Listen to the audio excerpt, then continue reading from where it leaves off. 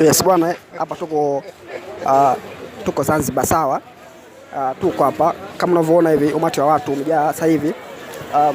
Sasa kuna story nimesikia, kuna watu ambao hawapendi kufanya kazi sana, ila kazi yao wao wanakuja huku wanaona na wazungu kama hivi. So kwa nataka tuongee na jamaa mmoja, nataka tumfuate tuzungumze naye. Let's go.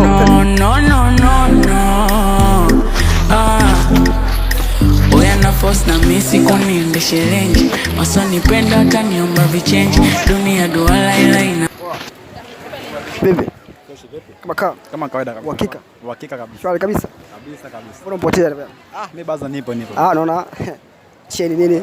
Kabisa. Kabisa na. Sasa sikia. Nasikia hapa Zanzibar kuna baadhi ya kuna baadhi ya watu hawapendi kufanya kazi. Yaani kazi yao wao wanakutana na wazungu kama hivi. Wakiongea lugha mbili tatu, wanapewa hela nini. Kwa hiyo nimesikia hii story, kwa hiyo niko kutafuta ili tuzungumzane kidogo. Yaani bro, kwa mimi hapa, kwa sababu mimi kwa kweli mimi sio mwenyeji, ushanielewa.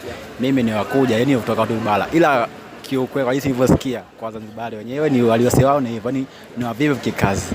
Ni maana hata mtu akitaka yataji kazi, anapenda kumchukua mtu wa bara ukampa vipi kwa ajili ya kazi, unajua? Okay. Mara asilimia kubwa sana naona mara sitamani wale mara pengi sana wanakuja maana kama haya hapa nini wana enjoy kama hivi kutana na wazungu sio nini. Kwa hiyo ile kwa wewe kama wewe unavyoona waenda picha gani kwa sisi vijana kwa umri wa sasa tulio nayo? Kwa mimi kwa sababu yani kwa sisi vijana inawezekana kwa upande wao inajiingiza kipato.